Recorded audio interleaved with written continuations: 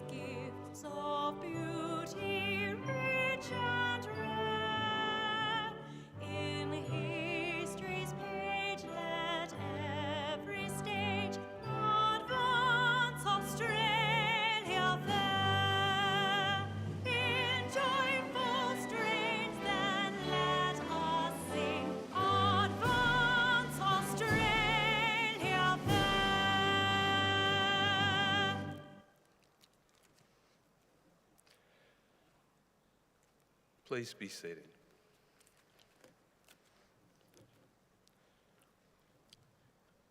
The Australian War Memorial was the vision of Charles Bean, Australia's First World War official historian. Bean landed with the Australian troops on Gallipoli and stayed with them at the front through to the end of the war. The idea of this national memorial and museum came to him at Pozières, France, in the depths of the bloody fighting of 1916. Bean's idea was that this would be a place where families and friends could mourn loved ones buried in faraway places. It would also be a place that could help all Australians understand what these men and women had endured and what they had done for us. Bean's vision, to which we remain true, is best expressed as inscribed in the entrance to the memorial's galleries. Here is their spirit in the heart of the land they loved, and here we guard the record which they themselves made.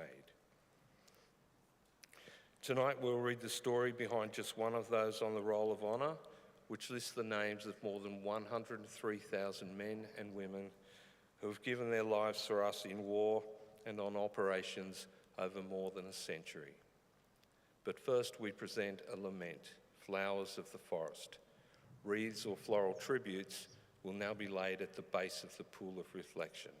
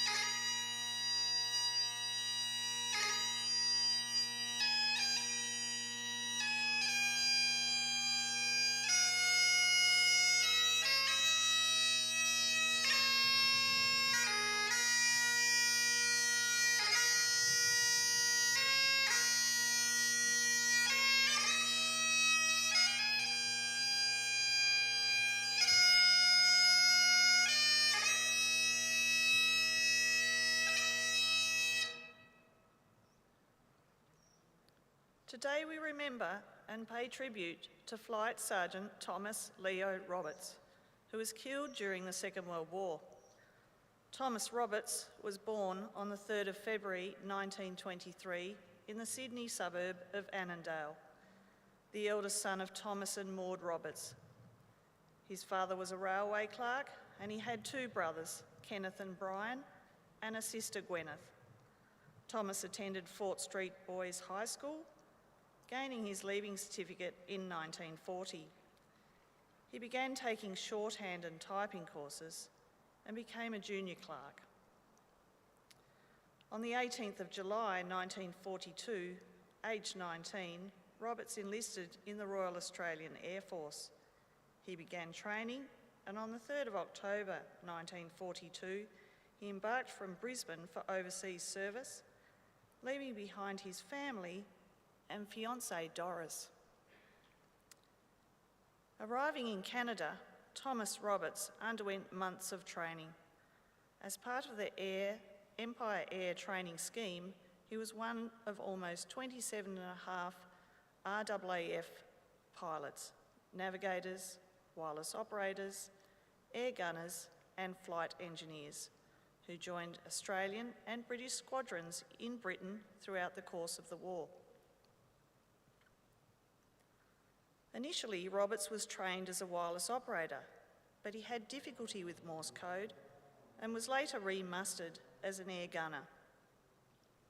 On the 15th of October 1943, he received his air gunner's badge and was made a sergeant.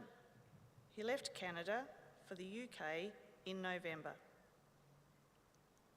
Further training followed, and in April 1944, Roberts was promoted to flight sergeant. At the end of June 1944, he was posted to 467 Squadron RAAF. As part of Bomber Command, the squadron flew the four-engined Avro Lancaster heavy bomber. Shortly before 11:30 p.m. on the night of the 20th of July 1944, Roberts and his crew set off from Waddington, England, as part of a major raid on the railway centre of Courtrai in Belgium. The squadron committed 14 aircraft to the mission, and Flight Sergeant Roberts was the mid-upper air gunner in Lancaster, call sign PO-TAC-J. Although the raid was ultimately a success, 467 Squadron lost two crews. Roberts was among one of them.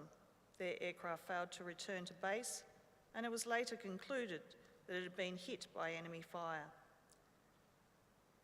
Inquiries determined that the aircraft had crashed near Marker in the southwest outskirts of Courtrai.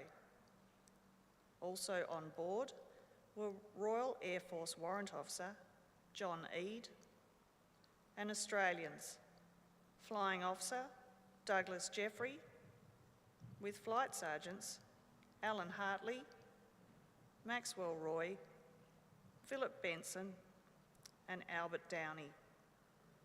There were no survivors. After the war, the remains of Commonwealth servicemen buried in Europe were examined and identified where possible. Roberts' remains were found buried with 5 of his crewmates at Wavelham Cemetery. He was reinterred under the inscription, "Lead kindly light, lead thou me on." He was 21 years old. Flight Sergeant Thomas Roberts' name is listed on the Roll of Honour on my left, amongst almost 40,000 Australians who died while serving in the Second World War. His photograph is displayed today by the Pool of Reflection. This is but one of the many stories of service and sacrifice told here at the Australian War Memorial. We now remember Flight Sergeant Thomas Leo Roberts, who gave his life for us, for our freedoms, and in the hope of a better world.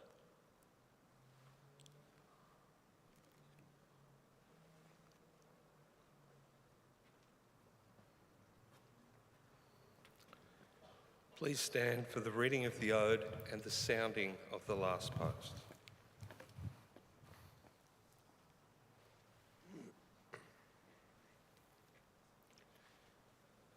They shall not grow old, as we that are left grow old. Age shall not weary them, nor the years condemn. At the going down of the sun and in the morning, we will remember them. We will remember them.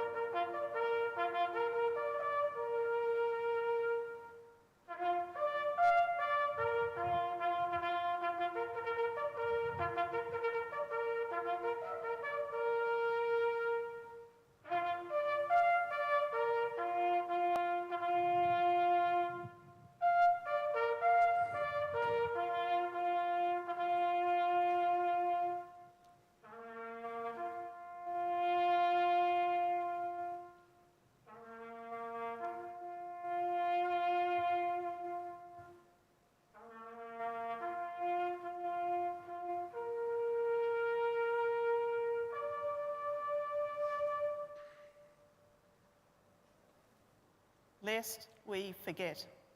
Lest we forget.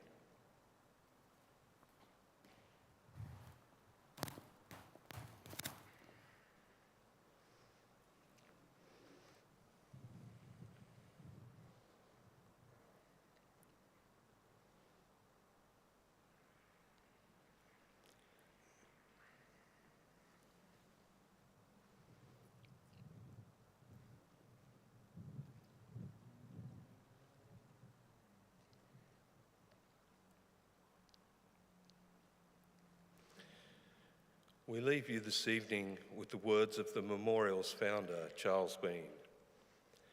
Many a man lying out there at Pozieres or in the low scrub at Gallipoli, with his poor, tired senses barely working through the fever of his brain, has thought in his last moments, well, it's over. But in Australia, they will be proud of this. Ladies and gentlemen, girls and boys, that concludes the last post ceremony. On behalf of the Director, staff and volunteers, thank you for visiting the Australian War Memorial today and for your continued support during the Memorial's development project. We wish you all a very pleasant evening.